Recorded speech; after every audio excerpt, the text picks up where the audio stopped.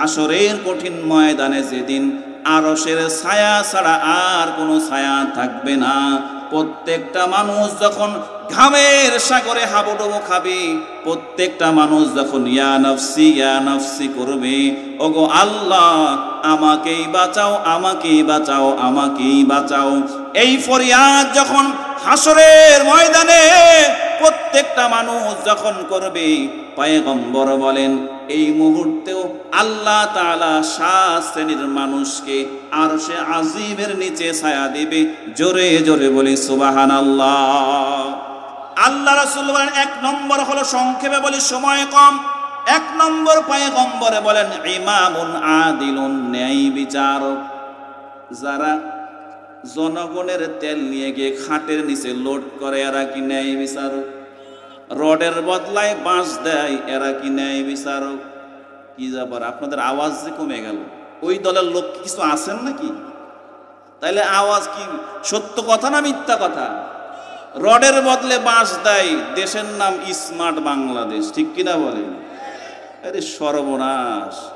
যাই হোক, ইমামুন আদিলুন, পয়গম্বর বলেন ন্যায় বিচারক।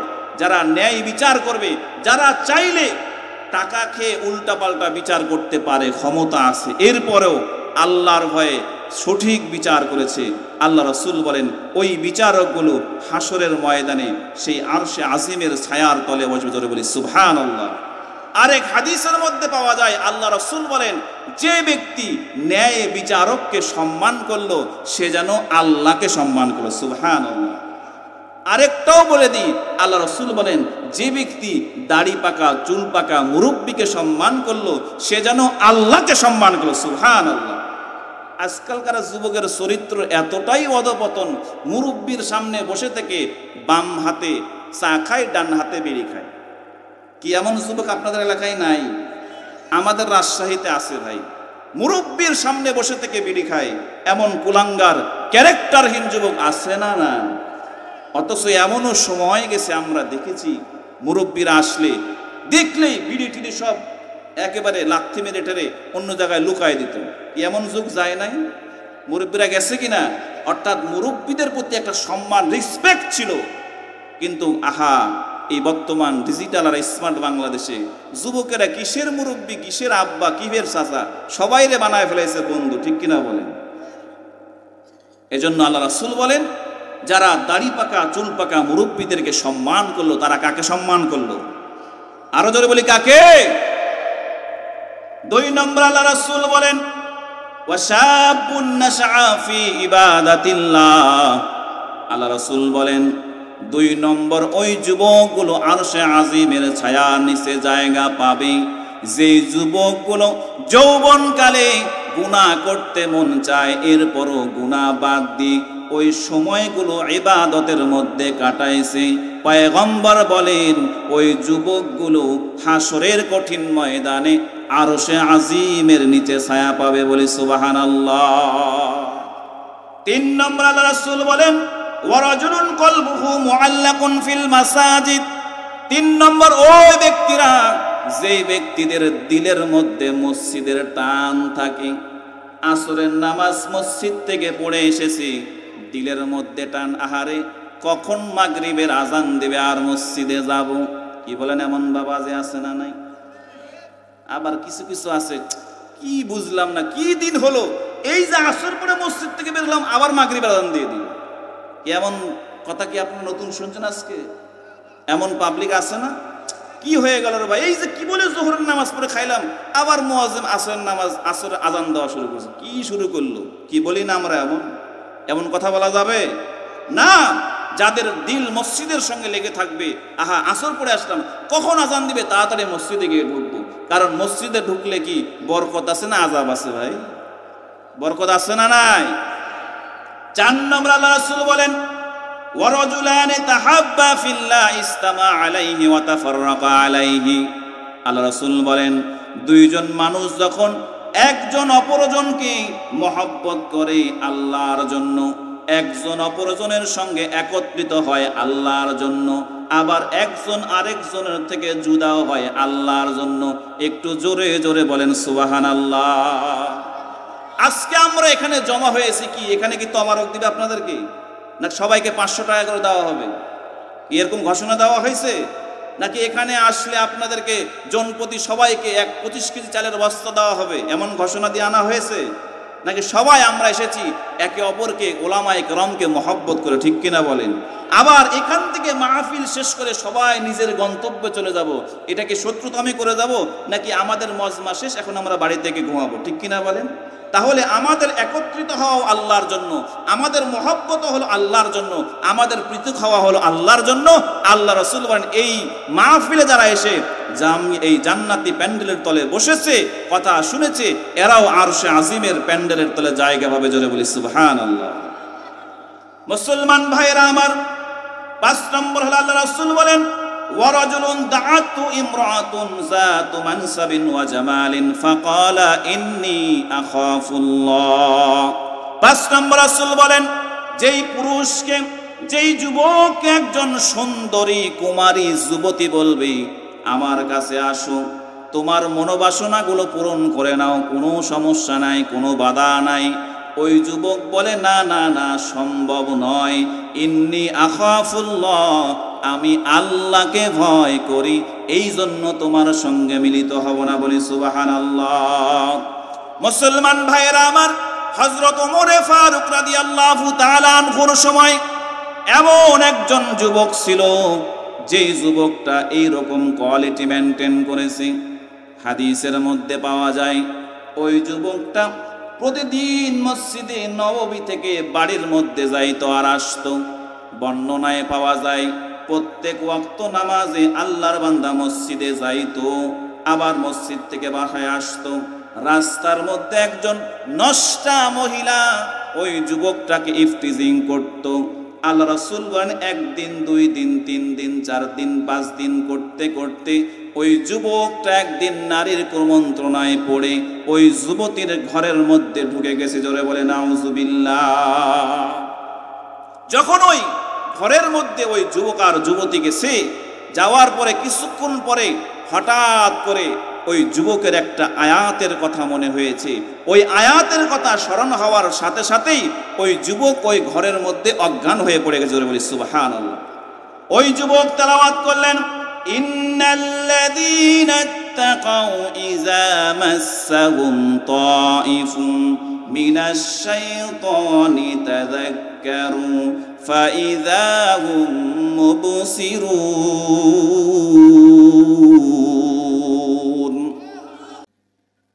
আমার এই কণ্ঠে তুমি তোমারি বাণী তুলেছ, বুকের দেরাজে তুমি কোরআনের স্থান দিয়েছ।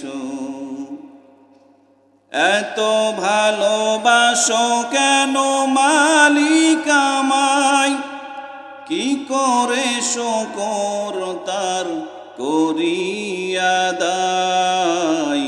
এত ভালোবাসো কেন মালিক আমায়, এত ভালোবাসো কেন মালিক আমায়।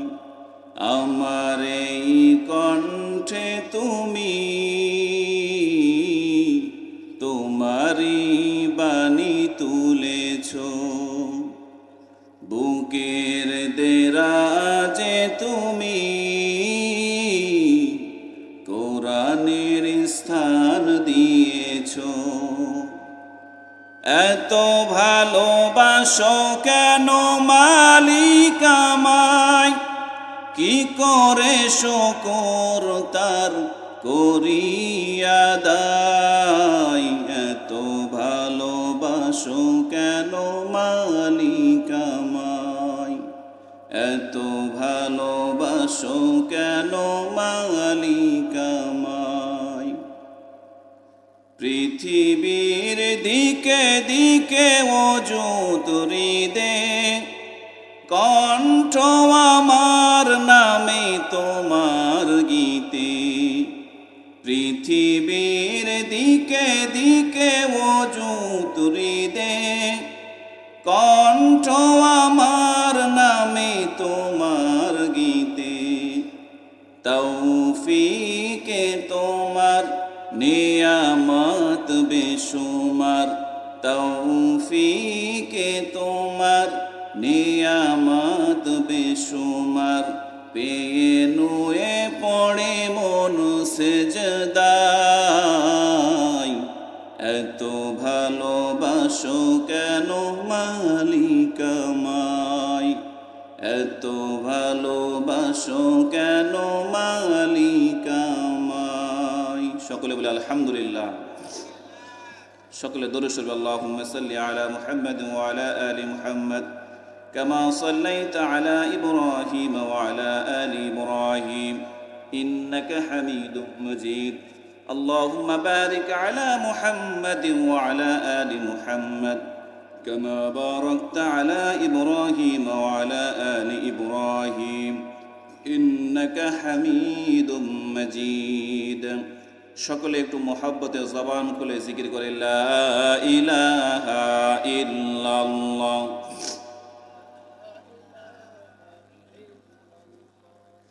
লা ইলাহা ইল্লাল্লাহ। এই বক্সগুলোটা আমার দিকে ঘুরাই দাও তো, দুটা কানের দিকে। মোহাব্বতে লা ইলাহা ইল্লাল্লাহ,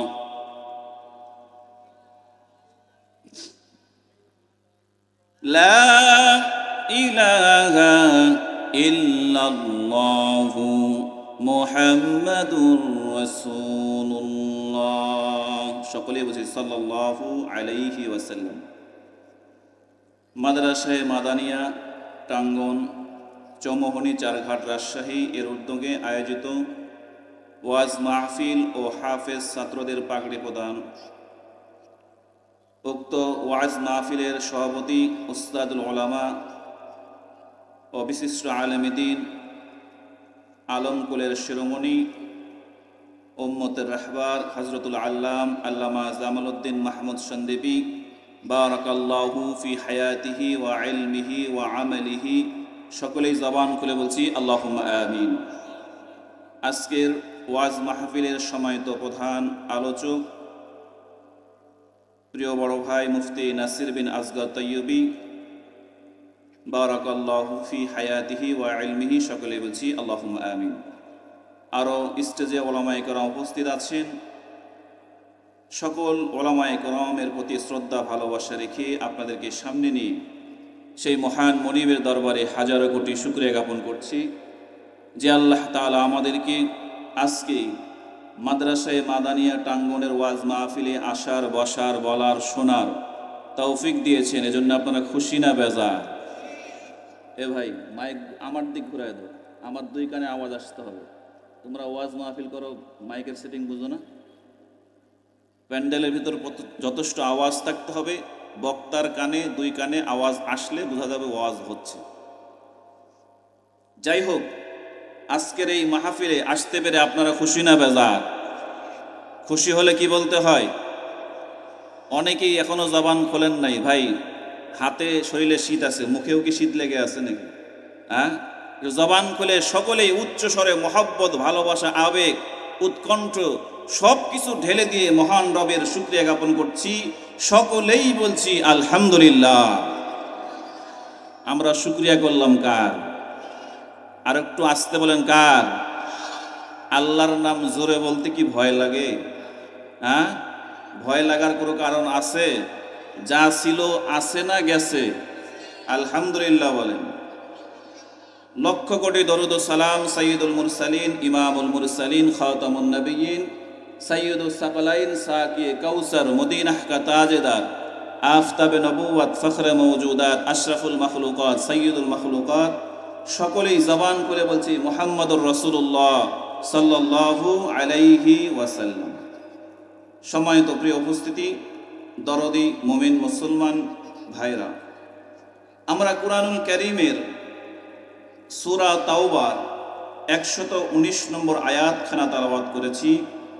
রাসূল আকরাম সাল্লাল্লাহু আলাইহি ওয়াসাল্লামের অসংখ্য অগণিত হাদিস থেকে ছোট্ট একটা হাদিস আমরা পাঠ করেছি। ইনশাআল্লাহ আয়াত এবং হাদিসকে সামনে রেখে আমলের নিয়তে, ইখলাসে রুহানিয়তের উপরে কিছু কথা বলবো, শুনবো। আল্লাহ তাআলা আমাদের বক্তা শ্রোতা উভয়কে আমলের তৌফিক দান করুক। সকলেই জবান খুলে বলছি আল্লাহুম্মা আমিন। আল্লাহ তাআলা সূরা তাওবার 119 নম্বর আয়াতের মধ্যে বলছেন, ইয়া আইয়ুহাল্লাযীনা আমানুত্তাকুল্লাহা ওয়া কুনু মা'আস সাদিকিন। ইয়া আইয়ুহাল্লাযীনা আমানু, ও দুনিয়ার মুমিন। এই দুনিয়ার মুমিনের মধ্যে আপনার এই টাঙ্গনের মুমিন কি আছে না আপনারা বাদ গেছেন? সবাই কি বলেন আছেন না বাদ গেছেন? আমাদের নানুপুরের মরহুম পীর সাহেব আল্লামা জমিরুদ্দিন নানুপুরি, ওনার শায়েখ, ওনার মুর্শিদ আল্লামা সুলতান আহমদ নানুপুরি নাওয়ারাল্লাহু মারকাদাহু, সকলে বলছি আল্লাহুম্মা আমিন। উনি বলতেন যে ইয়া আইয়ুহাল্লাযীনা আমানু, ও দুনিয়ার মুমিন। মুমিন কারা? উনি বলতেন আল্লাহ যাদেরকে বেশি ভালোবাসেন তাদেরকে আল্লাহ ইয়া আইয়ুহাল্লাযীনা আমানু বলে সম্বোধন করতেন। জোরে বলি সুবহানাল্লাহ।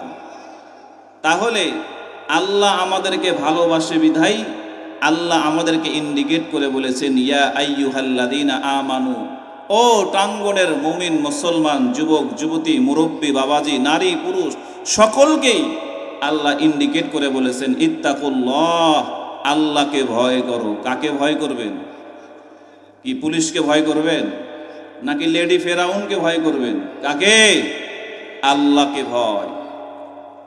মুআজ্জিজ হাজিরিন, এই আয়াতের মধ্যে যে মেসেজটা আল্লাহ আমাদেরকে ড্রপ করতে চাচ্ছেন, দিতে চাচ্ছেন, মেসেজটার মৌজু, টপিক, যার নাম হলো তাকওয়া। তাকওয়া শব্দের অর্থ হলো আল্লাহর ভয়। কার ভয়? আপনারা কি বিরক্ত হচ্ছেন? আমি একটু বলবো, আপনারাও সাথে সাথে বলবেন। রাজি আছেন তো ইনশাআল্লাহ? কারা কারা রাজি নাই হাত দেখান তো। রাজি নাই? আপনি রাজি হয়ে যান।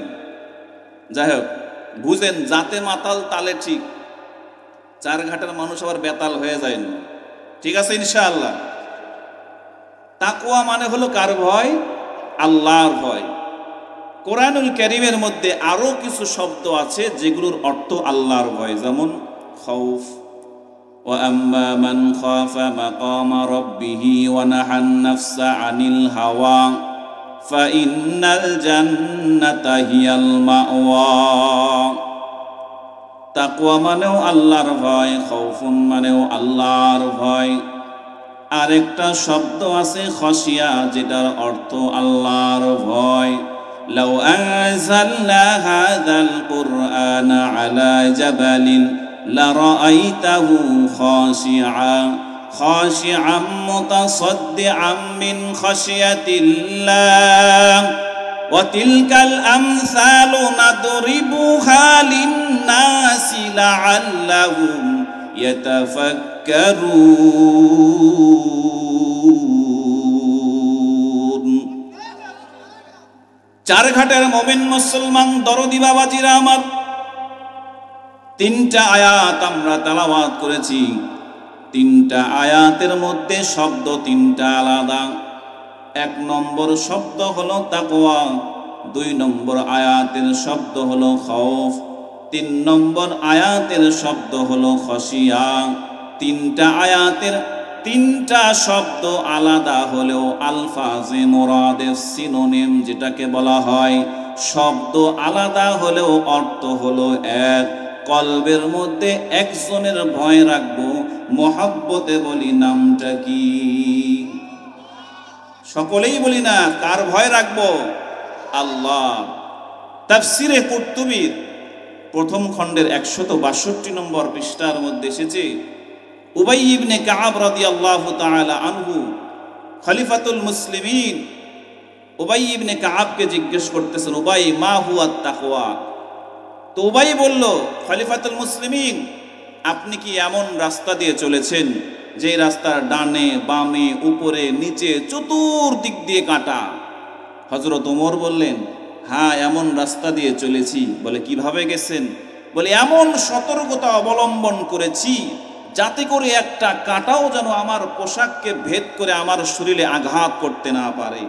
উবাই বললেন, দ্যাটস কল তাকওয়া, এটাই হলো তাকওয়া।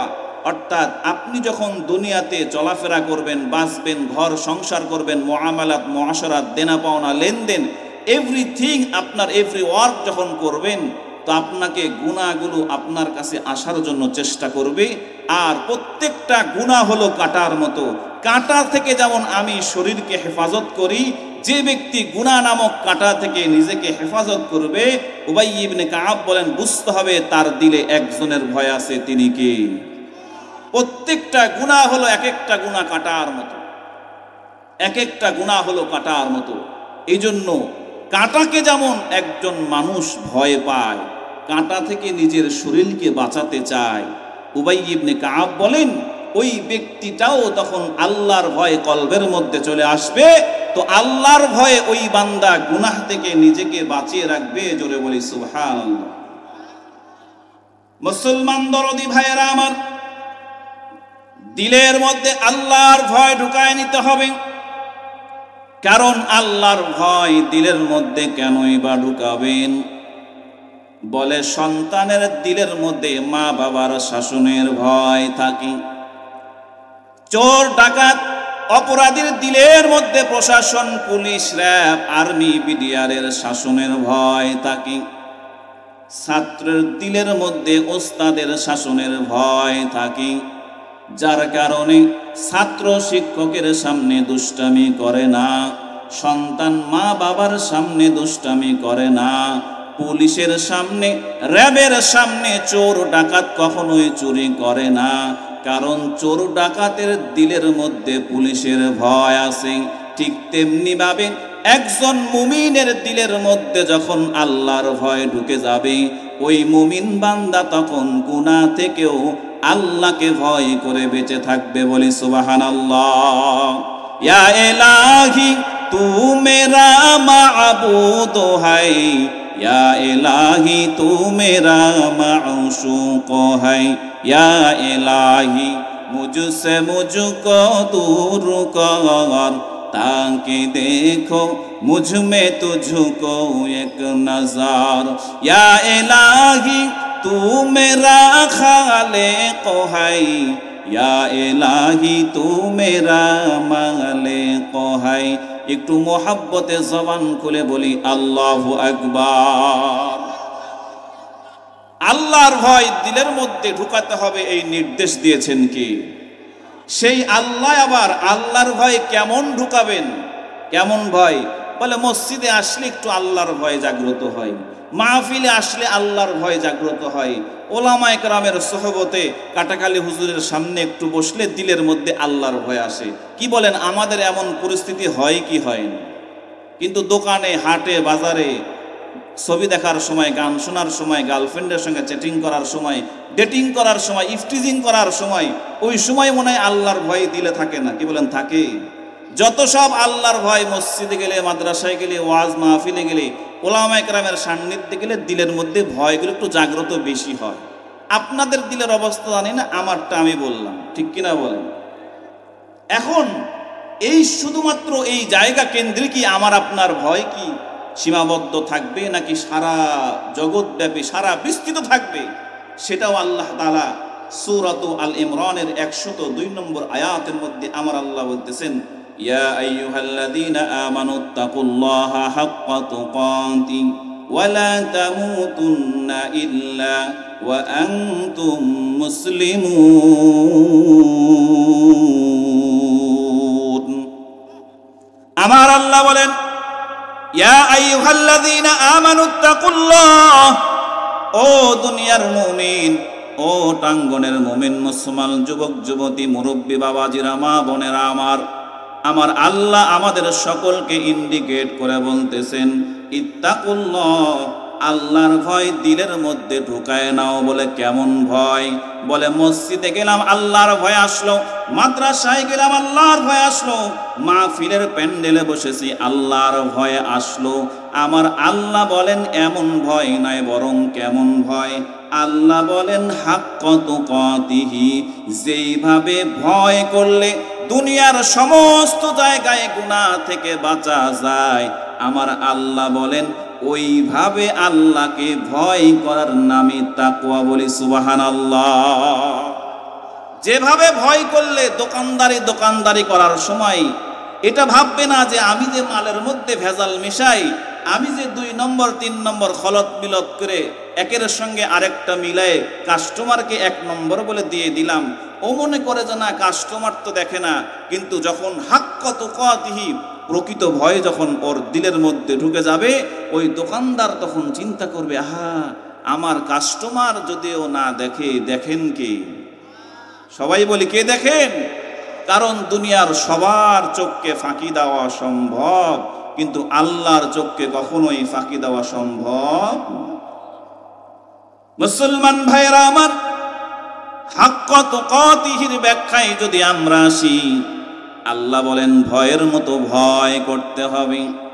এই আয়াতের ব্যাখ্যায় আমরা বুখারী শরীফের 2215 নম্বর হাদিস, মুসলিম শরীফের 2743 নম্বর হাদিস, আল্লাহ রাসূল সাল্লাল্লাহু আলাইহি ওয়াসাল্লাম তার সাহাবাদেরকে বনি ইসরাঈলের এমন 3 জন যুবকের ঘটনা আল্লাহ রাসূল বর্ণনা করেছেন, যেই যুবকগুলো হাক্কা তুকাতিহি, প্রকৃত ভয় দিলের মধ্যে রেখেছে। বলি সুবহানাল্লাহ। বানানো কোনো কিচ্ছা কাহিনী নয়। বুখারীর 2215 নম্বর এবং মুসলিম শরীফের 2743 নম্বর হাদিস, হযরত ওমর ফারুক রাদিয়াল্লাহু তাআলা আনহু খলিফাতুল মুসলিমিন, তিনি বর্ণনা করেন, আল্লাহ রাসূল বলেন যে বনি ইসরাঈলের 3 জন যুবক, 3 বন্ধু সফরের মধ্যে বের হয়েছেন। কয় বন্ধু? আপনারা কি ঘুমাইতেছেন? তো মাঝে মধ্যে একটু ঘুম থেকে জাগ্রত হয়ে উত্তর দিবেন, কষ্ট হবে। ঘুমান সমস্যা না, মাঝে মধ্যে একটু জেগে যাবেন। রাজি আছেন তো ইনশাআল্লাহ? তা আল্লাহ রাসূল বলেন বনি ইসরাঈলের কয়জন যুবক? 3 জন যুবক সফরে বের হয়েছে। রাস্তা চলতেছে, চলতে চলতে হঠাৎ করে বৃষ্টি শুরু হয়ে গেছে। বৃষ্টি শুরু হওয়ার পরে পয়গম্বর আরবি বলেন 3 বন্ধু ঝড় আর বৃষ্টির কবল থেকে বাঁচার জন্য পার্শ্ববর্তী একটা গুহার মধ্যে আশ্রয় নিয়েছে।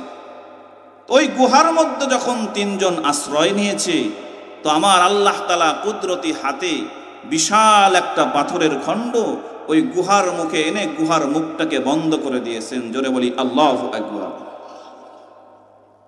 গুহার মুখ যখন বন্ধ হয়ে গেল, হাদিসের মধ্যে পয়গম্বর আরবি বলেন 3 জন যুবক এবার শরীরের যত শক্তি আছে সবগুলো শক্তি দিয়ে ধাক্কা শুরু করেছে। 3 জন মিলে যখন 3 জন তরতাজা যুবক, 3 জন যুবক মিলে যখন ওই পাথরটাকে ধাক্কা দেয়, আল্লাহ রাসূল বলেন 3 জন যুবক মিলে ওই পাথরটাকে জাররা পরিমাণ হটাইতে পারে নাই। বলি সুবহানাল্লাহ। শরীরের যত শক্তি ছিল সমস্ত শক্তি যখন 3 জন প্রয়োগ করেছেন, পয়গম্বরে আরবি বলেন 3 জন যুবক মিলে ওই পাথরকে যখন সরাইতে পারে না, 3 জন যুবক চিন্তা করলো, হায় রে হায়, বাঁচার জন্য এই গুহার মধ্যে আশ্রয় নিলাম, এখন তো আমাদেরকে জীবন্ত লাশ হয়ে যেতে হবে। কারণ এখানে আমরা আটকে আছি, দুনিয়ার কোনো মানুষ জানে না, দুনিয়ার কোনো র্যাব, আর্মি, বিডিআর, পুলিশ প্রশাসন, ফায়ার সার্ভিস, দুনিয়ার কোনো মানুষ আমাদের এই খবর জানে না। আমরা 3 জন জানি, আর আরেকজন জানেন, তিনি কে? ওই 3 জন যুবক চিন্তা করলো, না রে না, এই গুহার মধ্যে আটকে আছি, দুনিয়ার কোনো মানুষ জানে না, একমাত্র জানেন আমার আল্লাহ। সুতরাং আমাদেরকে যদি এই গুহা থেকে বাঁচাইতে পারেন, একমাত্র শুধুমাত্র কেবলমাত্র একজন, মোহাব্বতে বলি তিনি কে? কাদেরে কুদম রত্তদারি বরকামাল, কাদেরে কুদম রত্তদারি বরকামাল, আন্তা হাসবি আন্তা রব্বি জুল জালাল, তুহি কাদের জলিলুল্লাহ জাহাদার, বাহার হালে তুহি মেরা নিগাহদার। একটু মোহাব্বতে জবান খুলে বলি আল্লাহু আকবার। মুসলমান দরদি ভাইয়েরা আমার, ওই 3 জন যুবক যখন পাথরের গুহার মধ্যে আটকে গেল, 3 জন যখন চিন্তা করলো, না রে না, দুনিয়ার কোনো মানুষ যেহেতু এই খবরও জানে না, সুতরাং আল্লাহ যদি আমাকে আপনাকে আমাদেরকে বাঁচাইতে পারে, সুতরাং এই গুহা থেকে যদি আমরা আসমানের মালিক আল্লাহকে যদি ডাকার মতো ডাকতে পারি, ডাকার মতো ডাকা যদি হয়ে যায়, আমার আল্লাহ দুনিয়ার অসম্ভবকেও সম্ভব করেন। বলেন সুবহানাল্লাহ। আল্লাহ রাসূল বলেন, একজন যুবক বলল, বন্ধুরে, যেহেতু আল্লাহ একমাত্র এই গুহা থেকে আমাদেরকে বাঁচাইতে পারে, সুতরাং আল্লাহকে ডাকার মতো ডাকা শুরু করো। বলে কিভাবে ডাকবো? বলে আমাদের জীবনের শ্রেষ্ঠ আমল, আমাদের জীবনের তাকওয়াওয়ালা পিওর খালেস ইখলাসওয়ালা আমল দিয়ে আল্লাহর কাছে একটু প্রার্থনা করি। কারণ নেক আমল, পিওর আমলের মাধ্যমে যদি আল্লাহর কাছে দোয়া করা হয়, ওই দোয়াটা তো ভাইরে ইত্তাকিল্লাহ, সেই আল্লাহকে ভয় করো। এবার ওই যুবক বলতেছে, ইয়া রাব্বাল আলামিন, আমার চাচাতো বোন যখন এই কঠিন মুহূর্তেও যখন আমাকে তোমার ভয় কথা যখন বলেছিল, তোমার ভয়ের কথা যখন আমাকে স্মরণ করায় দিয়েছিল রে মালিক, আমি তখন আমার চাচাতো বোনের 2 রানের মাঝখান থেকে উঠে চলে এসেছিলাম। আমি তার সঙ্গে জেনা করি নাই, তার সঙ্গে ব্যভিচার আমি করি নাই, এমনকি 120 দিরহাম যে আমি তার কাছে পাইতাম, ওই দিরহামটাও তাকে মাফ করে দিয়েছি। জোরে বলি সুবহানাল্লাহ। মুসলমান দরদি ভাইয়েরা আমার, এবার ওই যুবক আল্লাহকে ডাক দিয়ে বলতেছেন, মালিক, ওই দিন যদি আমি জেনা করতাম, ব্যভিচার করতাম, আমার চাচাতো বোন আমাকে বাধা দিতে পারতো না, কারণ স্বেচ্ছায় সে আমার বিছানায় শুয়ে গেছিল। দুনিয়ার কোনো মানুষ সেই দিন দেখতো না, দুনিয়ার কোনো প্রশাসন, আর্মি, র্যাব, বিডিআর, দুনিয়ার কোনো মাখলুকাত যেই খবর রাখে নাই। ওগো মালিক, একমাত্র তোমার ভয়, ওগো আল্লাহ, একমাত্র তোমার ভয় কলিজার মধ্যে ধারণ করে আমি গুনাহ করার সুযোগ পাওয়ার পরেও একমাত্র তোমার ভয়ে গুনাহ করি না রে আল্লাহ। আমার এই আমলটা যদি তোমার কাছে প্রিয় হয়ে থাকে, ওগো আল্লাহ, আজকের এই কঠিন মুহূর্ত দেখি গুহার মুখ থেকে পাথরটা সরায় দাও। পয়গম্বর বলেন, ওই যুবক যখন দোয়া করলো, আল্লাহ তাআলা ওর দোয়ার বদৌলতে পাথরটাকে 3 ভাগের 1 ভাগ সরায় দিয়েছে। জোরে জোরে বলি আলহামদুলিল্লাহ। মুসলমান দরদি ভাইয়েরা আমার, ওই যুবক অপরাধের সুযোগ কিন্তু পেয়েছে, সুযোগ পাওয়ার পরেও কিন্তু অপরাধ করে নাই। এই জন্য পয়গম্বরে আরবি বলেন, যে যুবকগুলো নিজেদের চরিত্রকে হেফাজত করবে, আল্লাহ রাসূল বলেন, সাবাতুন ইউযিল্লুহুমুল্লাহু ফি যিল্লিহি ইয়াওমা লা যিল্লা ইল্লা যিল্লুহু। পয়গম্বর বলেন, হাসরের কঠিন ময়দানে যেদিন আরশের ছায়া ছাড়া আর কোনো ছায়া থাকবে না, প্রত্যেকটা মানুষ যখন ঘামের সাগরে হাবুডুবু খাবে, প্রত্যেকটা মানুষ যখন ইয়া নফসি ইয়া নফসি করবে, ওগো আল্লাহ, আমাকেই বাঁচাও, আমাকেই বাঁচাও, আমাকেই বাঁচাও, এই ফরিয়াদ যখন হাসরের ময়দানে প্রত্যেকটা মানুষ যখন করবে, পয়গম্বর বলেন, এই মুহূর্তেও আল্লাহ তাআলা 7 শ্রেণীর মানুষকে আরশে আজিমের নিচে ছায়া দিবে। জোরে জোরে বলি সুবহানাল্লাহ। আল্লাহ রাসূল বলেন, 1 নম্বর হলো, সংক্ষেপে বলি সময় কম, 1 নম্বর পয়গম্বরে বলেন, ইমামুন আদিলুন, ন্যায় বিচারক।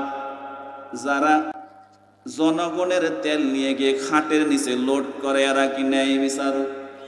রডের বদলায় বাঁশ দেয়, এরা কি ন্যায় বিচারক? কি ব্যাপার, আপনাদের আওয়াজ যে কমে গেল? ওই দলের লোক কিছু আছেন নাকি? তাইলে আওয়াজ কি সত্য কথা না মিথ্যা কথা? রডের বদলে বাঁশ দেয়, দেশের নাম স্মার্ট বাংলাদেশ, ঠিক কিনা বলেন? আরে সর্বনাশ। যাই হোক, ইমামুন আদিলুন, পয়গম্বর বলেন ন্যায় বিচারক।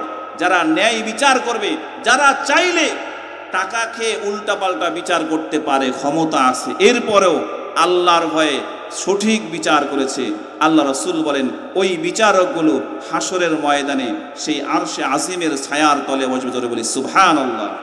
আরেক হাদিসের মধ্যে পাওয়া যায় আল্লাহ রাসূল বলেন, যে ব্যক্তি ন্যায় বিচারককে সম্মান করলো সে যেন আল্লাহকে সম্মান করলো। সুবহানাল্লাহ। আরেকটাও বলে দিই, আল্লাহ রাসূল বলেন, যে ব্যক্তি দাড়ি পাকা চুল পাকা মুরব্বীকে সম্মান করলো সে যেন আল্লাহকে সম্মান করলো। সুবহানাল্লাহ। আজকালকার যুবকের চরিত্র এতটাই অধপতন, মুরব্বীর সামনে বসে থেকে বাম হাতে চা খায়, ডান হাতে বিড়ি খায়। কি এমন যুবক আপনাদের এলাকায় নাই? আমাদের রাজশাহীতে আছে ভাই, মুরব্বীর সামনে বসে থেকে বিড়ি খায়, এমন কুলাঙ্গার ক্যারেক্টারহীন যুবক আছে না? না। অথচ এমনও সময় গেছে আমরা দেখেছি মুরব্বীরা আসলে দেখলেই বিড়ি টিড়ি সব একেবারে লাথি মেরে টেরে অন্য জায়গায় লুকায় দিত। এমন যুগ যায় নাই? মুরব্বীরা গেছে কিনা? অর্থাৎ মুরব্বীদের প্রতি একটা সম্মান, রেসপেক্ট ছিল। কিন্তু আহা, এই বর্তমান ডিজিটাল আর স্মার্ট বাংলাদেশে যুবকেরা কিসের মুরব্বী, কিসের আব্বা, কিসের চাচা, সবাইরে বানায় ফেলেছে বন্ধু। ঠিক কিনা বলেন? এজন্য আল্লাহ রাসূল বলেন, যারা দাড়ি পাকা চুল পাকা মুরব্বীদেরকে সম্মান করলো তারা কাকে সম্মান করলো? আরো জোরে বলি, কাকে? 2 নম্বর আল্লাহ রাসূল বলেন, ওয়াশাবুন নাশআ ফি ইবাদাতিল্লাহ। আল্লাহ রাসূল বলেন, 2 নম্বর ওই যুবকগুলো আরশে আজিমের ছায়ার নিচে জায়গা পাবে, যে যুবকগুলো যৌবনকালে গুনাহ করতে মন চায় এরপরও গুনাহ বাদ দিয়ে ওই সময়গুলো ইবাদতের মধ্যে কাটাইছে। পয়গম্বর বলেন, ওই যুবকগুলো হাসরের কঠিন ময়দানে আরশে আজিমের নিচে ছায়া পাবে। বলি সুবহানাল্লাহ। 3 নম্বর আল্লাহ রাসূল বলেন, ওয়ারাজুলুন কলবুহু মুআল্লাকুন ফিল মাসাজিদ। 3 নম্বর ওই ব্যক্তিরা, যে ব্যক্তিদের দিলের মধ্যে মসজিদের টান থাকে। আসরের নামাজ মসজিদ থেকে পড়ে এসেছি, দিলের মধ্যে টান, আহারে কখন মাগরিবের আজান দেবে আর মসজিদে যাব। কি বলেন? এমন বাবা যে আছে না নাই?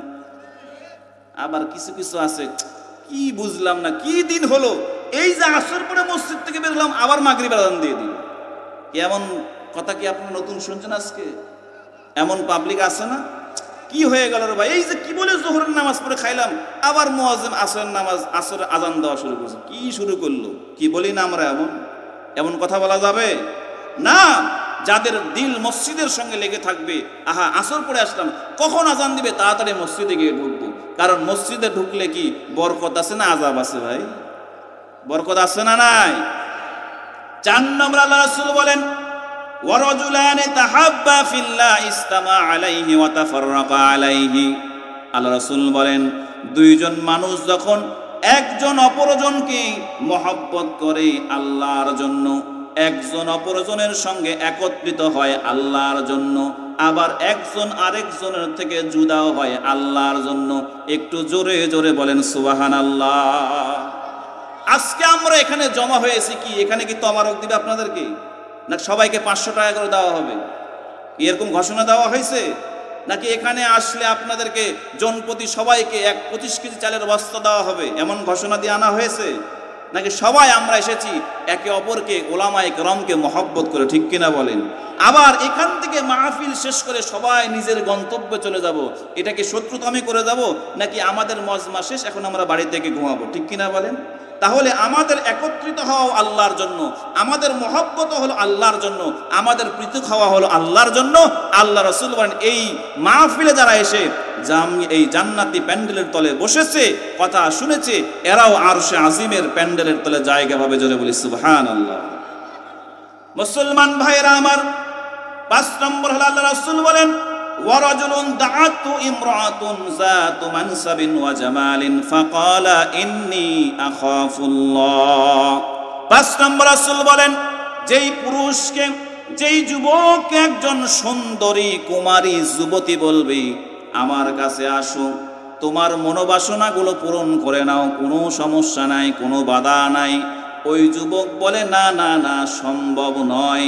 ইন্নী আখাফুল্লাহ, আমি আল্লাহকে ভয় করি, এই জন্য তোমার সঙ্গে মিলিত হব না। বলি সুবহানাল্লাহ। মুসলমান ভাইয়েরা আমার, হযরত ওমর ফারুক রাদিয়াল্লাহু তাআলা আনহুর সময় এমন একজন যুবক ছিল যেই যুবকটা এই রকম কোয়ালিটি মেনটেন করেছে। হাদিসের মধ্যে পাওয়া যায় ওই যুবকটা প্রতিদিন মসজিদে নববী থেকে বাড়ির মধ্যে যাইতো আর আসতো। বর্ণনায় পাওয়া যায় প্রত্যেক ওয়াক্ত নামাজে আল্লাহর বান্দা মসজিদে যাইতো, আবার মসজিদ থেকে বাসায় আসতো। রাস্তার মধ্যে একজন নষ্টা মহিলা ওই যুবকটাকে ইফতিজিং করত। আল্লাহ রাসূল বলেন একদিন, 2 দিন, 3 দিন, 4 দিন, 5 দিন করতে করতে ওই যুবকটা একদিন নারীর কুমন্ত্রণায় পড়ে ওই যুবতীর ঘরের মধ্যে ঢুকে গেছে। জোরে বলে নাউজুবিল্লাহ। যখন ওই ঘরের মধ্যে ওই যুবক আর যুবতী গেছে, যাওয়ার পরে কিছুক্ষণ পরে হঠাৎ করে ওই যুবকের একটা আয়াতের কথা মনে হয়েছে। ওই আয়াতের কথা স্মরণ হওয়ার সাথে সাথেই ওই যুবক ওই ঘরের মধ্যে অজ্ঞান হয়ে পড়ে গেছে। জোরে বলি সুবহানাল্লাহ। ওই যুবক তেলাওয়াত করলেন, ইন্নাল্লাযীনা ইত্তাকাউ ইযা মাসসাহুম তাইফুন মিনাশ শাইতানি তাযাক্কারু ফাইযা হুম মুবসিরুন।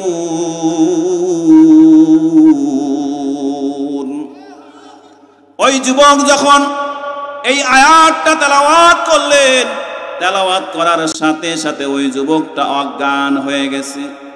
হাদিসের মধ্যে পাওয়া যায় ওই মহিলা এখন ভয় পেয়ে গেছে, হায় রে হায়, যুবকটাকে নিয়ে আসলাম যৌবিক চাহিদা পূরণ করার জন্য, যুবকটা তো আমার ঘরের মধ্যে অজ্ঞান হয়ে গেছে। হাদিসের মধ্যে পাওয়া যায় এবার যে কোনোভাবে ওই যুবকটাকে তার বাড়িতে মধ্যে পৌঁছায় দেওয়া হলো। বাড়িতে যখন গেছে, হাদিসের মধ্যে এসেছে কিছুক্ষণ পরে ওই যুবকটা জ্ঞান ফিরে এসেছে। জ্ঞান ফেরার পরে এবার ওই যুবকের বাবা জিজ্ঞেস করতেছে, সন্তান রে কি ব্যাপার, তুমি তো মসজিদে নববীতে নামাজ পড়ে সোজা ঘরে চলে আসো, কি ব্যাপার আজকে তোমাকে ওই যে একজন নষ্টা নারীর ঘরের মধ্যে কেন পাওয়া গেছে? ওই যুবক বলে, আব্বা জান, ওই মহিলা প্রত্যেক দিন আমাকে ডিস্টার্ব করে আর ইফতিজিং করে, আমি শয়তানের কুমন্ত্রণায় পড়ে আজকে তার ঘরের মধ্যে পৌঁছে গেছিলাম।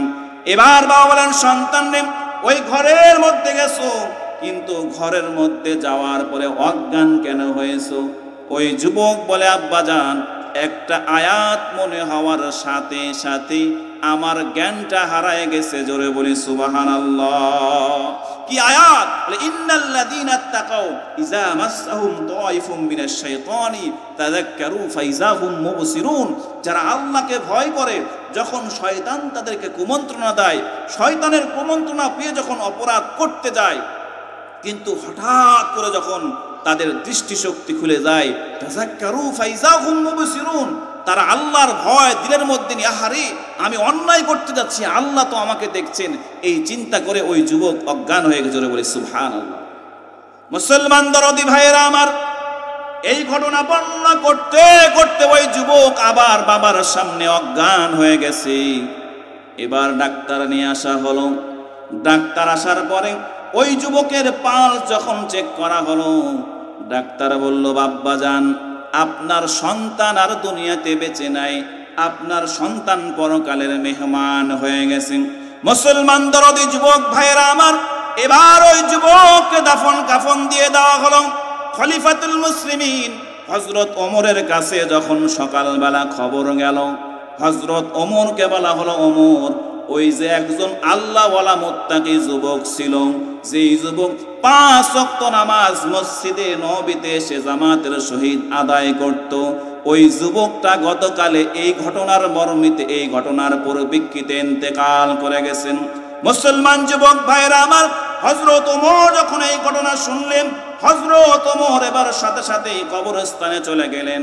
ওই যুবকের কবরের পাশে দাঁড়াইয়া দাঁড়াইয়া হযরত ওমর এবার ঘোষণা করতেছেন, ওয়ালিমান খাফা মাকামা রাব্বিহি জান্নাতান। আল্লাহু আকবার। হযরত ওমর ঘোষণা দিলেন, ওরে যুবক, তোমার যে ঘটনা শুনলাম, তুমি যে ঘটনার পরিপ্রেক্ষিতে দুনিয়া থেকে বিদায় নিয়ে গেছো, কারণ যেই ব্যক্তিরা দিলের মধ্যে আল্লাহর ভয় নিয়ে কবরের মধ্যে যাবে, আল্লাহ তাআলা তাদেরকে 2টা জান্নাতের মালিক বানাবে। বলি সুবহানাল্লাহ। ওই ওমর যখন কবরের সামনে দাঁড়াইয়া এই আয়াত যখন তেলাওয়াত করেছে, কিতাবের মধ্যে পাওয়া যায়, হাদিসের মধ্যে পাওয়া যায়, কবর থেকে ওই যুবক আওয়াজ দিয়ে বলতেছে, ওমর রে, তুমি যে বলেছো আল্লাহ আমাকে 2টা জান্নাতের মালিক বানায় দিয়েছি, আমি সত্যি করে বলতেছি আল্লাহ আমাকে সত্যি সত্যি 2টা জান্নাতের মালিক বানায় দিয়েছে। জোরে বলি সুবহানাল্লাহ।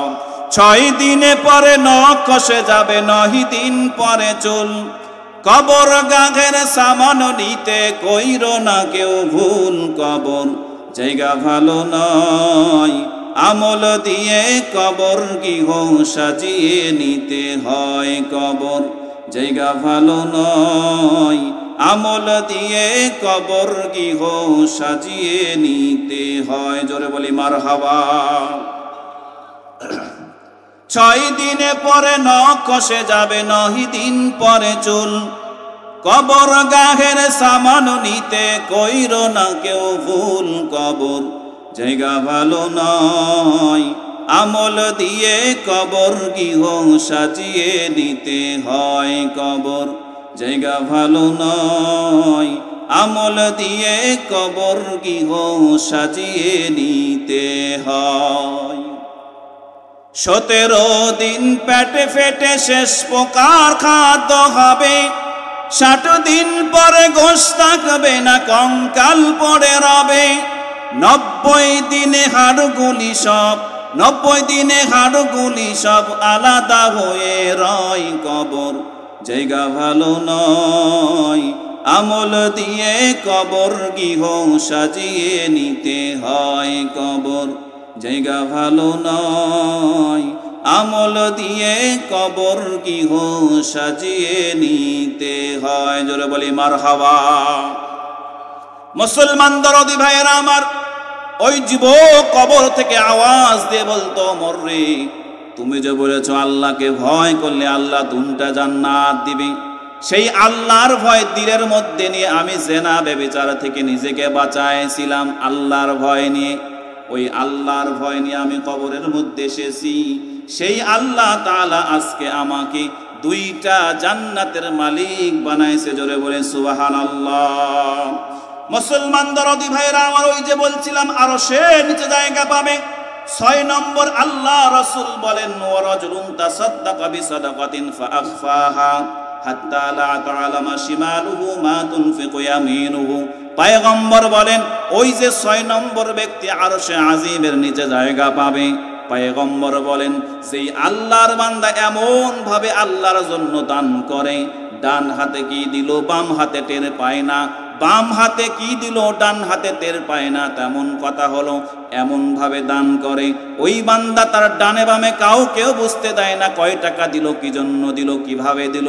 ওই বান্দা যখন শুধুমাত্র আল্লাহকে খুশি করার জন্য যখন বান্দা দান করে, পয়গম্বর বলেন ওই দানশীল ব্যক্তিকে আমার আল্লাহ আরশে আজিমের নিচে জায়গা দেয়। জোরে বলি সুবহানাল্লাহ। 7 নম্বর পয়গম্বর আরবি বলেন, ওয়ারাজুলুন যাকারাল্লাহ খালিয়ান ফাফাদাত আইনা। আল্লাহ রাসূল বলেন, যেই বান্দা একেবারে নির্জনে গিয়া চোখের পানি ফেলে আল্লাহর ভয়ে কান্না করে, পয়গম্বর বলেন, যেই বান্দাগুলো আল্লাহর ভয়ে চোখের পানি ফেলে ফেলে আল্লাহর জন্য, নিজের গুনাহের জন্য আল্লাহর কাছে কান্না করে, পয়গম্বর বলেন, আল্লাহর ভয়ে চোখে পানি ফেলানো ব্যক্তিগুলা হাসরের ময়দানে কঠিন মুহূর্তের মধ্যে ওই আরশে আজিমের নিচে জায়গা পাবে। জোরে বলি সুবহানাল্লাহ। আল্লাহ তাআলা যেন আমাদের কেউ যেন আরশে আজিমের নিচে জায়গা করে দেয়। জোরে বলি আলহামদুলিল্লাহ। মুসলমান দরদি ভাইয়েরা আমার, একজন যুবক যখন তার আমল দিয়ে আল্লাহর কাছে দোয়া করলো, আল্লাহ আমি আমার চাচাতো বোনের সঙ্গে জেনা করার সুযোগ আমি পেয়েছিলাম, কিন্তু আল্লাহ তোমার ভয়ে আমি করি নাই। গোটাঙ্গনের যুবক, খেয়াল করো, হয়তো তোমার জীবনে এমন সুযোগও চলে আসতে পারে, অপরাধের সুযোগ তুমি পেয়ে গেছো, যেই কাজটা করলে তুমি লক্ষ টাকার মালিক হয়ে যাইতে পারো, অথবা এমন সুযোগ তুমি পেয়ে গেছো যেই সুযোগে জেনা করলে কেউ তোমাকে ধরবে না, কেউ জানবে না। কিন্তু ওই মুহূর্তেও যদি তোমার দিলের মধ্যে আল্লাহর ভয় থাকে আর চিন্তা করো, হায় রে হায়, দুনিয়ার কোনো মানুষ আমাকে দেখে না, দুনিয়ার কোনো মানুষ আমার খবর জানে না, কিন্তু আমার আল্লাহ জানেন, আমার আল্লাহ জানেন, আমার আল্লাহ দেখেন। এই টেন্ডেন্সি যদি কোনো যুবকের মস্তিষ্কের মধ্যে ঢুকে যায়, ওরে যুবক, দুনিয়ার যত বড়ই বিপদে পড়ো না কেন, এই নেক আমলের ওসিলায় যখন আল্লাহর কাছে দোয়া করবা, আল্লাহ দুনিয়ার সব বিপদ থেকে তোমাকে মুক্তি দিয়ে দিবেন। জোরে বলি সুবহানাল্লাহ। আল্লাহ রাসূল বলেন 3 ভাগের 1 ভাগ সরে গেল, একটু হাওয়া বাতাস আসে। কি আসে? হাওয়া বাতাস আসে, কিন্তু ওই হাওয়া বাতাসের কারণে হয়তো জীবনের নিঃশ্বাসটা একটু স্বাভাবিক হয়েছে, কিন্তু ওই ফুটা দিয়ে, ওই ছিদ্র দিয়ে বের হওয়া যাবে না। কি বলেন? বের হওয়া যাবে না। একজন যখন দোয়া করলো, বাকি থাকলো কয়জন? আপনারা কি ঘুমাইতেছেন? একটু ধাক্কা ধাক্কিতে ঘুমটা ভাঙান তো। কি ঘুমাইতেছেন? কি চলবে নাকি শেষ করে দেব? হ্যাঁ, কয়জন গেল? দোয়া করলো কয়জন? বাকি আছে কয়জন? শুনবেন, তাইলে একটু ঘুম ভাঙেন। একটু নড়া দেন তো, একটু নড়া দেন তো, হাতগুলো সারা দেন তো, একটু হাত সারা দেন তো। লিল্লাহে তাকবীর। শুধু মুরব্বীরা বলেন লিল্লাহে তাকবীর। মুরব্বীরা স্টপ, যুবকেরা বলেন লিল্লাহে তাকবীর। এখন সকলে একসাথে লিল্লাহে তাকবীর। হাত নামান। একটু ঘুম ভাঙাই দিলাম আর কি। কষ্ট পাইছেন? কষ্ট পেলে মাফ করে দিবেন। তাহলে দোয়া করলো কয়জন? বাকি আছে কয়জন? 2 জন। 2 নম্বর যুবক এবার আল্লাহ তাআলার কাছে ওই যে গহীন জঙ্গলের গুহার মধ্যে থেকে হাঁটু 2টা জমিনে ফেলে হাত দুটো আল্লাহর কাছে তুলে বলতেছে, আল্লাহুম্মা ইস্তাজারতু উজরা ওয়া আতাইতুহুম আজরাহুম গায়রা রাজুলিন ওয়াহিদ। ইয়া আল্লাহ, আমি একদিন আমার বাসার কাজের জন্য কিছু কর্মচারী মজদুর রেখেছিলাম, দিন শেষে সকল মজদুর তার পারিশ্রমিক নিয়ে চলে গেছে। গায়রা রাজুলিন ওয়াহিদ, একজন মজদুর তার পারিশ্রমিক না নিয়ে চলে গেছে। ইয়া রাসূলুল্লাহ, এই মজদুর যখন 1 যুগ পরে, প্রায় 12-13 বছর পরে আমার কাছে এসে বলে, মালিক, ওই যে একদিন আপনার বাড়িতে কাজ করেছিলাম, আমার যে মজুরিটা পাওনা ছিল, আমার ওই মজুরিটা একটু দিয়ে দেন। কি বলেন? আমরা হলে কি ওরা মজুরি দিব নাকি ঝাঁটার বাড়ি দিব? কি দিবেন? আপনারা মনে হয় ফেরেশতা। আমি হলে কিসের তোর মজুরি, বেটা ডান্ডা মেরে ঠান্ডা করে দেবো। ঠিক কিনা বলেন? কিসের টাকা নিতে আসছে 12 বছর পরে? কিসের টাকা পাস? কোনো টাকাই তুই আমার কাছে পাস না। আপনারা বলবেন না, কিন্তু আমি হলে বলবো এরকম। কি আপনারাও বলবেন এরকম? বলবেন না? আমাদের নেচার তো এটাই, আমাদের স্বভাব তো এটাই। ওই যুবক বলছেন, আল্লাহ, ওই মজদুর যখন 12 বছর পরে আমার কাছে যখন তার পারিশ্রমিক চেয়েছিল, আমি তাকে বলেছিলাম, ওই যে ছাগল, ভেড়া, উম্বা, দুধ, মুট যা দেখা যায়, ওই রাখাল সহ সবগুলো তুমি নিয়ে যাও। জোরে বলি সুবহানাল্লাহ। আমরা হলে দিব? কি আপনারা দিবেন? আরে বাপরে বাপ, কথায় কথা আসে। আমরা তো এখন মানুষ বান্দার হকের ব্যাপারে এতটাই গাফেল, এতটাই গাফেল, আরেকজনের টাকা মারা যাবে কিভাবে সেই চিন্তায় থাকে না? এমন কি পাবলিক রাস্তা দিয়ে হেঁটে যাচ্ছে, হাজী সাহেবের আমের গাছের আম পড়ে আছে, মুরব্বী চিন্তা করলো ফজরের নামাজ পড়ে আমি তো সবার আগে যাচ্ছি, যেহেতু আম আমি আগে দেখেছি, এই আমের মালিক আমি। এমন পাবলিক নাই আপনাদের এলাকায়? আমাদের ওদিকে আম বাগানে আছে, ফজরের নামাজ পড়ে আমি নিজে দেখেছি, আমার পিছনে নামাজ পড়ে গেল, যাওয়ার সময় দেখি ডাব গাছের 2টা ডাল বগলের তলে নিয়ে হাঁটে হাঁটে চলে যান। এই হাজী সাহেব কই যান? হুজুর, ডাল 2টা পাইছি তো চুলায় জ্বালাবো। তাহলাম ডাল কি আপনার গাছের? কয় না, ওই যে রফিক ভাইয়ের গাছে। তাহলাম রফিক ভাইয়ের গাছের ডাল কি আপনাকে নেওয়ার জন্য অনুমতি দিছে? কয় হুজুর, এগুলো আবার অনুমতি লাগে নাকি? আমি আগে দেখছি, এই জন্য মালিক আমি। সর্বনাশ করছে। এরকম পাবলিক আপনাদের এলাকায় নাই? কয় আমি আগে দেখছি, তাল পড়ছে এটা আমার, আম এটা পড়ছে এটা আমার। আহা পাবলিক, এই সামান্য একটা আম আর ডালের কারণে হাসরের ময়দানে আপনার আমার জিন্দেগির সব নেক আমল দিয়ে এরপরে যদি আমল বাঁচে তো জান্নাত না হলে কোথায়? মুসলমান দরদি ভাইয়েরা আমার, ইমামে আজম ইমাম আবু হানিফা রহমতুল্লাহি আলাইহি, ভালো করে দিলের কান দিয়ে শোনেন, ইমাম আবু হানিফা নদীর মধ্যে কলসের মধ্যে পানি নিয়া আল্লাহর বান্দা বাড়ির দিকে রওনা দিয়েছে।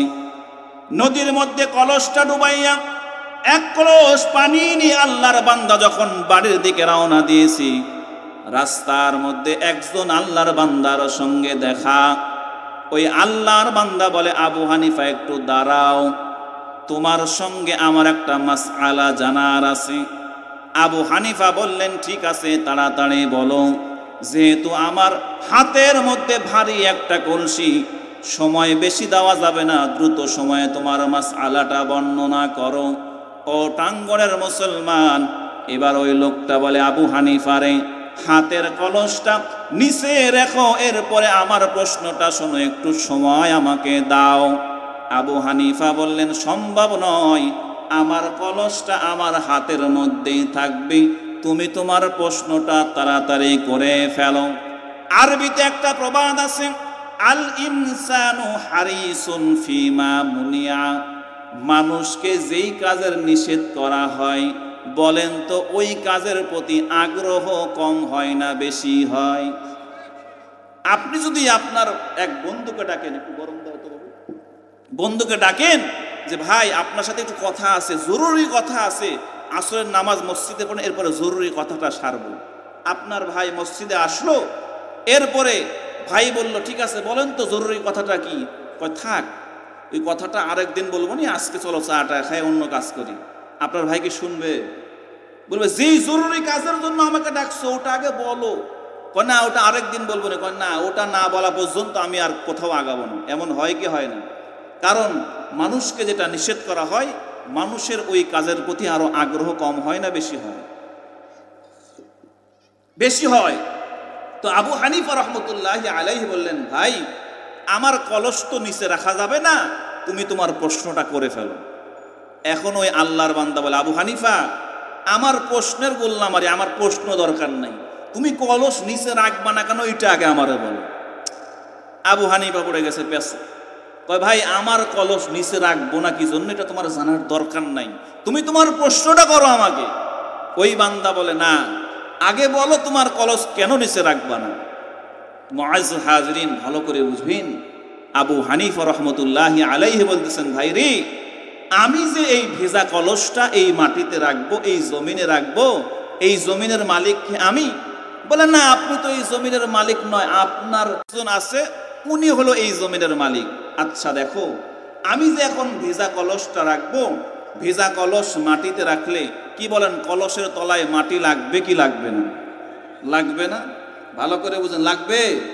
আবু হানিফা বলতেছে, ভাই আমি যে ভেজা কলসটা মাটির মধ্যে রাখবো, কলসের তলে যে মাটি লেগে যাবে, এরপরে কলসটা তুলে নিয়ে যে আমি আবার আমার বাড়িতে যাব, বাড়িতে গিয়ে আমার বাসার মাটিতে যে আমি কলসটা রাখবো, বলো তো এই যে জমিনের মাটিটা কলসের তলে লেগেছিল, এই সামান্য মাটিটা কি আমার বাড়ির সাথে যেয়ে আমার মাটির সাথে মিশে যাবে না?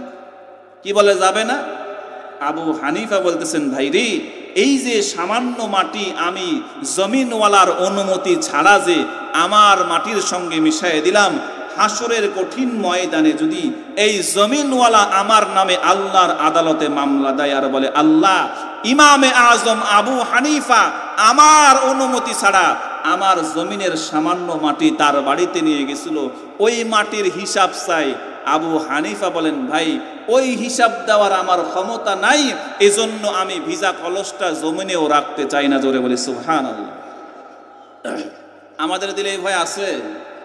সামান্য মাটির কি পরিমাণ ভয়! আর আমরা তো চিন্তা করি আরেকজনরে মারিং কাটিং করে কিভাবে বড় লোক হওয়া যায়, এমন ভাই আছে না? না মুসলমান দরদি ভাইয়েরা আমার, এই জন্য বান্দার হকের ব্যাপারে সচেতন হইতে হবে। আপনি এক ওয়াক্ত নামাজ পড়েন নাই শয়তানের ধোকায়, মনে রাখবেন আল্লাহ হয়তো চাইলে আপনার এই গুনাহটা মাফ করে দিতে পারেন, কিন্তু আরেকজনের চারানা পয়সা যদি আপনি মেরে খান, আল্লাহ কখনোই মাফ করবেন না যতক্ষণ না পর্যন্ত ওই টাকাওয়ালা মাফ না করে। বলেন আল্লাহু আকবার। আল্লাহ বলে, বান্দা যাও অমুকের কাছে গিয়ে 1 টাকা যে মারছিলা, ওই 1 টাকার মাফটা নিয়ে আসো, তারপরে আমার কাছে মাফ চাই। এত সোজা না ভাই। এজন্যই পয়গম্বর আরবি বলেন, মানিস তারা সাউবান বিআশরাতি দারাহিমা ওয়া ফীহি দিরহামুন হারাম লাম ইয়াকবালিল্লাহু লাহু সালাতান মা দামা আলাই। আল্লাহ রাসূল বলেন, কেউ যদি 10 টাকা দিয়ে একটা জামা ক্রয় করে, একটা জিনিস ক্রয় করে, ওই 10 টাকার মধ্যে 9 টাকাই নিজের হালাল উপার্জন, আর 1 টাকা হলো খলত মলত আরেকজনের মারিং কাটিং। আল্লাহ রাসূল বলেন, ওই পোশাক, ওই জিনিস যতদিন তার জিম্মাদারিত্বে আর তত্ত্বাবধানে আর আয়ত্তে আর শরীরে থাকবে, পয়গম্বর বলেন তার নামাজ, রোজা, হজ, যাকাত, তাসবিহ, তাহলিল কোনো ইবাদত আল্লাহ কবুল করবেন না। সুবহানাল্লাহ বলেন। আবার সুবহানাল্লাহ কয় পাবো, নাউজুবিল্লাহ বলেন। তাহলে আরেকজনের 1 টাকা যদি আমি মেরে খাই, যতদিন না পর্যন্ত তার টাকা পরিশোধ না করব, আপনার নামাজ, আপনার রোজা, আপনার হজ, আপনার যাকাত, আপনার দান, আপনার প্রত্যেকটা নেক আমল আল্লাহ কবুল করবেন? কি করবেন? কবুল করবেন? কখনোই কবুল করবেন না। মুসলমান দরদি ভাইয়েরা আমার, ইব্রাহিম ইবনে আদহাম রহমতুল্লাহি আলাইহি, বলখের বাদশাহ ইব্রাহিম, ভালো করে বুঝবেন, বাইতুল মুকাদ্দাসের মধ্যে আল্লাহর বান্দা নামাজে দাঁড়াইছে। পৃথিবীর সেরা 3টা মসজিদের মধ্যে বাইতুল মুকাদ্দাস অন্যতম। বাইতুল মুকাদ্দাসের মধ্যে যখন ইব্রাহিম ইবনে আদহাম রহমতুল্লাহি আলাইহি নামাজের মধ্যে দাঁড়াইছেন, বলখের বাদশাহ ইব্রাহিম আবার ওই জামানার শ্রেষ্ঠ একজন আল্লাহর ওলি। সুবহানাল্লাহ বলেন। আমাদের দেশের নেতারা তো এমন নেতা, ওই এলাকার নেতা ওই এলাকার সবচাইতে বড় চোর, ঠিক কিনা? তো আগের নেতারা ছিল ওই এলাকার নেতা, আবার ওই এলাকার সবচাইতে বড় আল্লাহর ওলি। ইব্রাহিম ইবনে আদহাম রহমতুল্লাহি আলাইহি বাইতুল মুকাদ্দাসের মধ্যে নামাজে দাঁড়াইছেন, আল্লাহর বান্দা নামাজ পড়তেছেন। ইন দা মিন টাইম 2 জন ফেরেশতা পিছনে এসে আলাপ আলোচনা করে, তাকায় দেখো রে, ওই যে বলখের বাদশাহ ইব্রাহিম নামাজের মধ্যে দাঁড়াইছে, কিন্তু ওর নামাজ, রোজা, হজ, যাকাত কোনো ইবাদত আমার আল্লাহ কবুল করেন না। বলে নাউজুবিল্লাহ। আরেকজন ফেরেশতা বলে, কি বলো রে ভাই, বলখের বাদশাহ আবার বাইতুল মুকাদ্দাসে নামাজ দাঁড়াইছে, আবার আল্লাহর একজন খাঁটি ওলি, তার নামাজ কবুল হচ্ছে না, কি কারণ? আরেকজন ফেরেশতা এনসার করতেছে যে, শোনো, কিছুদিন আগে বলখের বাদশাহ ইব্রাহিম ওই যে মক্কা মদিনায় হজে গেছিল, ওই মক্কা মদিনায় যাওয়ার পরে এক যুবকের কাছ থেকে খেজুর ক্রয় করেছিল। খেজুর ক্রয় করার সময় 2টা খেজুর অনুমতি ছাড়াই খেয়ে ফেলেছিল। যতদিন না ইব্রাহিম ইবনে আদহাম ওই 2টা খেজুরের মূল্য পরিশোধ না করবে, ততদিন তার নামাজ কবুল হবে না। জোরে বলে নাউজুবিল্লাহ। মুসলমান দরদি ভাইয়েরা আমার, ইব্রাহিম ইবনে আদহাম রহমতুল্লাহি আলাইহি ওই 2 জন ফেরেশতার কথা শ্রবণ করে ফেললেন। আল্লাহর বান্দা চিন্তা করলেন, হায় রে হায়, ওই যে মদিনাতে খেজুর কিনেছিলাম, খেজুর কেনার সময় 2টা খেজুর আমি অনুমতি ছাড়াই খেয়ে ফেলেছিলাম। আমি মনে করেছিলাম এই খেজুর 2টা আমার পাল্লা থেকে পড়েছে, কিন্তু না না না, এই খেজুর 2টার মালিক আমি নই। আমাদের দেশে এমনও পাবলিক পাওয়া যায়, বলে বাদামওয়ালা, বাদাম কত করে শ? বলে 30 টাকা শো। বলে দে 100, খায় আরো 300, ঠিক কিনা বলেন? এমন পাবলিক নাই? বাদাম কত করে? কয় 30 টাকা শো। খায়, কয় দে 200 দে। বুট কত করে? বলে বুট 20 টাকা শো। কয় দে, না ভালো আছে, টাটকা আছে, দে। তা আপনি যে ওজন দেওয়ার বাহিরে 2টা 3টা বা 1টা বুট খাইলেন, কোনোদিন চিন্তা করছেন যে এই বুটের হিসাব দেওয়া লাগবে? মনে করছেন যে না, বাদামওয়ালার তো বাদামই খাই, ও কি করবে? কিন্তু বাদামওয়ালা তো নিরুপায়, কারণ ওই 2টার হিসাব যদি ধরে আর বলে আপনি বাদাম কিনবেন, আমি তো কিনবো না, দট বেটা 2টা বাদাম খেয়েছে আবার ফকিন্নের মতো খরচ, যা তোর বাদামে কিনবো না। বাদামওয়ালা নিরুপায় হয়ে কিছু বলল না। কিন্তু বাবাজি, যুবক ভাইয়েরা, হাসরের ময়দানে কিন্তু বাদামওয়ালাও ছাড়বে না। মুসলমান দরদি ভাইয়েরা আমার, ওই যুবকের কথা চিন্তা হয়ে গেল। ইব্রাহিম ইবনে আদহামের মনে পড়ে গেল দুইটা খেজুর আমি অনুমতি ছাড়া খেয়েছিলাম। কিতাবের মধ্যে পাওয়া যায় ইব্রাহিম ইবনে আদহাম রহমতুল্লাহি আলাই ফিলিস্তিনের বাইতুল মুকদ্দাস থেকে রওনা দিয়ে ওই মদিনায় চলে গেছেন। যেই মদিনা যাওয়ার আকাঙ্ক্ষা আমাদের দিলে আছে না নাই? মনে বড় আশা ছিল যাব মদিনা। একটু মহব্বতে বলেন না সবাই, মনে বড় আশা ছিল যাব মদিনায়। সালাম আমি করব গিয়ে, সালাম আমি করব গিয়ে নবীর রওজায়। মনে বড় আশা ছিল যাব মদিনায়। সকলকে আমাদের আল্লাহ তাআলা যেন মদিনার জন্য কবুল করেন, জোরে বলে আমিন। মুসলমান দরদি ভাইয়েরা আমার, ইব্রাহিম ইবনে আদহাম রহমতুল্লাহি আলাইহি মদিনায় রওনা দিলেন। মদিনায় যাওয়ার পরে ওই যুবকের দুইটা খেজুরের মূল্য পরিশোধ করলেন। দুইটা খেজুরের মূল্য পরিশোধ করার পরে আল্লাহর বান্দা আবার বাইতুল মুকদ্দাসে এসে নামাজে দাঁড়াইছে। ওই দুইজন ফেরেশতা এবার বলে, দুইটা খেজুরের মূল্য পরিশোধ করার কারণে আল্লাহ তাআলা ইব্রাহিম ইবনে আদহামের সমস্ত ইবাদতগুলো কবুল করেছেন, জোরে বলি সুবহানাল্লাহ। মুসলমান দরদি ভাইয়েরা আমার, ওই যুবক এবার বলো, আল্লাহ ওই মজদুর যখন আমার কাছে এসেছিল আমি তাকে তার সমস্ত পাওনাগুলো পরিশোধ করে দিয়েছিলাম। ওগো আল্লাহ, আমি ওই দিন পারতাম ওই যুবককে শুধুমাত্র একদিনের পারিশ্রমিক দেওয়ার জন্য, কিন্তু আমি দেই নাই। তার টাকা বিনিময় করে, তার টাকা ব্যবসায় ইনভেস্ট করে যত লাভ হয়েছিল আমি সব লাভ সহ তাকে দিয়ে দিয়েছিলাম রে মালিক। একমাত্র তোমার ভয়ে আল্লাহ, তোমার ভয়ে।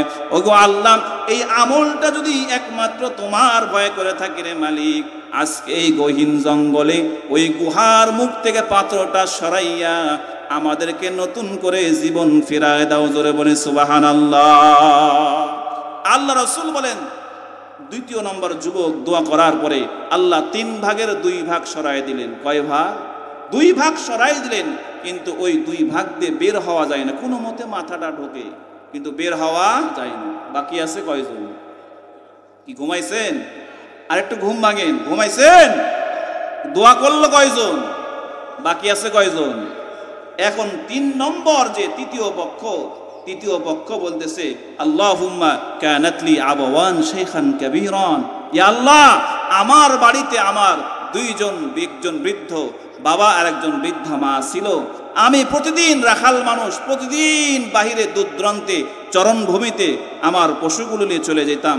সন্ধ্যাবেলা যখন বাড়িতে আসতাম, আমি যে আমার পশু থেকে দুধ দহন করতাম, দুধ দহন করে সর্বপ্রথম আমার মা আর বাবাকে খাওয়াইতাম, জোরে বলি সুবহানাল্লাহ। কাকে খাওয়াইতো ভাই? বউরে নিয়ে আগে খাওয়াইতো নাকি পোলাপানরে আগে খাওয়াইতো? খাওয়াইতো কারে আগে? মুরব্বীরা বলেন না, যুবকরা যারা বিয়ে করছে বা করবা, আগে খাওয়াইতো কাকে? মা বাবাকে কাকে খাওয়াইতো? আর আমরা তো এমন যুবক হইছি 3 কবুলের ঠেলায়, আরে সর্বনাশ, আকলিমার জন্য পাগল। কি পাগল না? আজকের মাহফিলে এসেছে, মা বলেছে বেটা একটু পান নিয়ে আসিস তো 1 খিলি। কয় টাকা নাই মা, বেতন পাই নাই, পকেটের অবস্থা ভালো না। আর বউ বলছে, এই মাহফিলে যাবা, গরম গরম জিলাপি আর বাদাম নিয়ে আসবা, আর কিছু বুটটুট খাইবা না? বলেনি?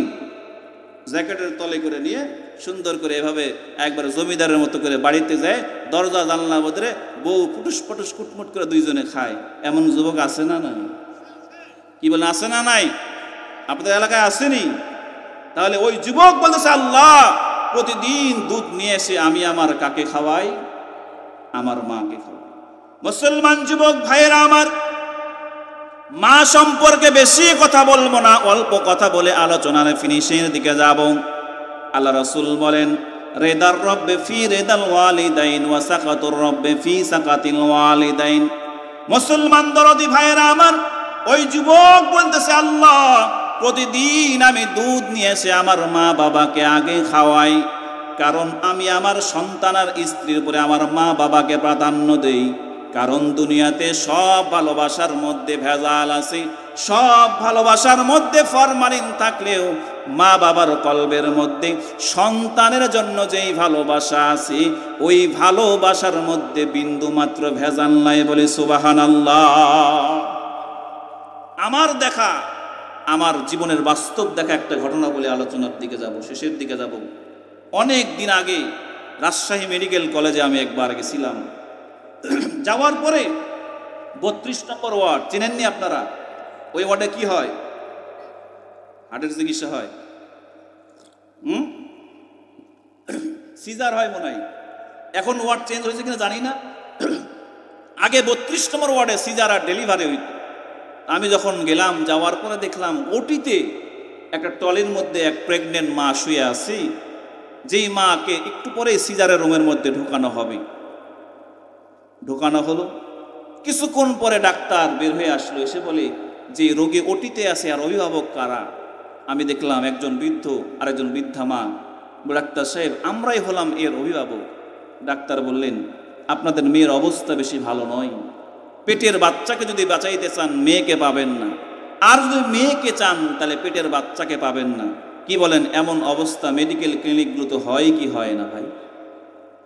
মুসলমান দরদি ভাইয়েরা আমার, আমি ছোট মানুষ তাকায় দেখলাম ডাক্তার যখন বলল একজনকে বাঁচানো যাবে, 2 জনকে বাঁচানো যাবে না, ওই মা বাবা বলতেছেন, ডাক্তার সাহেব আমাদের সিদ্ধান্ত হলো আমার কন্যা যদি দুনিয়াতে বেঁচে থাকে, নাতি নাতনির মুখ আমি আরো দেখতে পারবো, কিন্তু আমাদের কন্যা যদি দুনিয়া থেকে চলে যায়, ওই নাতি নাতনি দিয়ে আমাদের কোনো কাজ নাই, আমাদের কন্যাটাকে বাঁচান, আমরা পেটের সন্তানটা আর চাই না।